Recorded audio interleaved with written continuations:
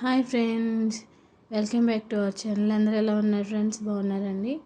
నేనైతే మా పిల్లల కోసం ఆఫ్టర్నూన్ అంటే నైట్ 5 అయిందండి. ఆఫ్టర్నూన్ నేను వాళ్ళ కోసం అయితే ఎగ్ ఫ్రైడ్ రైస్ చేద్దాం అనుకుంటున్నానండి.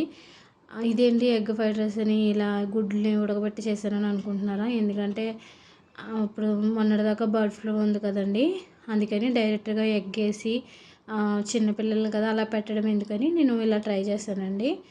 చాలా బాగా వచ్చింది. ముందు గుడ్లు నేను 4 గుడ్లను ఉడకబెట్టేసుకొని దాని లోపల సొన పాడేసానండి. సొన పాడేసి వైట్ గుడ్డుని మాత్రం ముక్కలుగా చిన్నగా కట్ చేసేసుకున్నాను. బాగా ఉడకపెట్టుకున్నాం కదండి, వాటిని ముక్కలుగా కట్ చేసేసుకొని పక్కన పెట్టుకున్నానండి. వైట్ సొన నైట్ కదా తినటం ఎందుకని, తర్వాత నెక్స్ట్ వచ్చి మనం నూనెలో వేయగానే అది పొంగు కింద నురగ కింద వచ్చేస్తుంది కదండి, మనకి టేస్ట్ అనేది మొత్తం పోతుంది. అందుకే వైట్ సన్ తీసేసానండి. తర్వాత ఏమో క్యారెట్, క్యాబేజీ, పచ్చిమిర్చి ఇంకా మీరు ఏమైనా కావాలితే వేసుకోవచ్చు. నేను మా పిల్లలు తినరని ఓన్లీ కొత్తిమీర, పచ్చిమిర్చి, క్యారెట్ తురిమేనండి. క్యారెట్ ఎందుకంటే క్యారెట్ ముక్కల కింద కోసానంటే ముక్కలన్నీ తీసేస్తారు, అందుకని క్యారెట్ని తురిమి నేను ఇలా చేశానండి. ఇలా అయితే తినేస్తారు పిల్లలు, బాగుంటుందని. చిన్నపిల్లలకి ఇలా చేసి పెట్టండి ఫ్రెండ్స్, చాలా బాగుంటుందండి. వాళ్ళకి చాలా ఇష్టంగా తింటారు. తర్వాత నేను ఉడకబెట్టుకుని ముక్కలు చేసుకుని పక్కన పెట్టుకున్నాను కదండి కోడిగుడ్డు ముక్కల్ని, వాటిని కూడా నేను దీంట్లో వేసేసుకున్నాను. చాలాసేపు ఇవి ఫ్రై అవ్వాలి, ఎందుకంటే ఇవి మనకి పచ్చి ముక్కలు కదండి, ఉడకబెట్టుకున్న ముక్కలు కాబట్టి మనకు కొంచెం బాగా గోల్డ్ కలర్లో వచ్చేదాకా బాగా థిక్గా చూసారండి.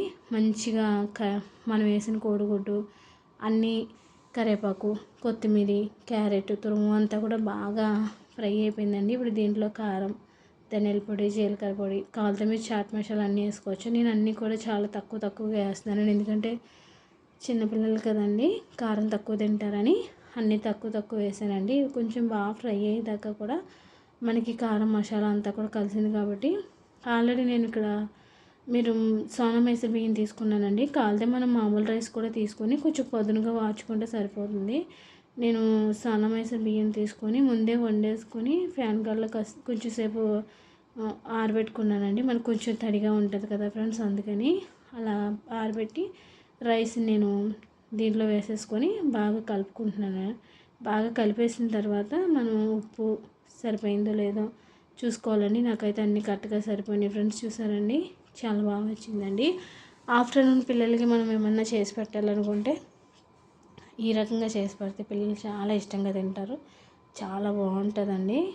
ఖచ్చితంగా ట్రై చేయండి. మీరైతే ట్రై చేసి ఎలా ఉందో నాకైతే కామెంట్ చేయండి ఫ్రెండ్స్. నేనైతే చాలా బాగా వచ్చిందండి. మా పిల్లలు కూడా చాలా ఇష్టంగా తిన్నారు, నాకు కూడా బాగా నచ్చిందండి. మీకు కూడా నచ్చుతుందని నేను అనుకుంటున్నాను. ఖచ్చితంగా ట్రై చేయండి ఫ్రెండ్స్.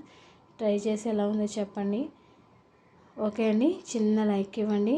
నన్ను ఎంతగానో సపోర్ట్ చేస్తున్నందుకు చాలా థ్యాంక్స్ అండి మీ అందరికీ కూడా. ఇంకా మా పిల్లలకైతే ఇక్కడ నేను పెడుతున్నానండి వాళ్ళకి, ఎందుకంటే వాళ్ళు తినరు సరిగా అని చెప్పి నేనే వాళ్ళకి పెడుతున్నానండి కలిపి. ఫైనల్గా అయితే ఫ్రైడ్ రైస్ అయితే అయిపోయిందండి. చాలా బాగా వచ్చింది. నన్ను అయితే చాలా సపోర్ట్ చేస్తున్నందుకు అందరికీ చాలా థ్యాంక్స్ అండి. ఓకే అండి, ఈ వీడియో నచ్చితే లైక్ చేయండి, షేర్ చేయండి, సబ్స్క్రైబ్ చేయండి. బాయ్.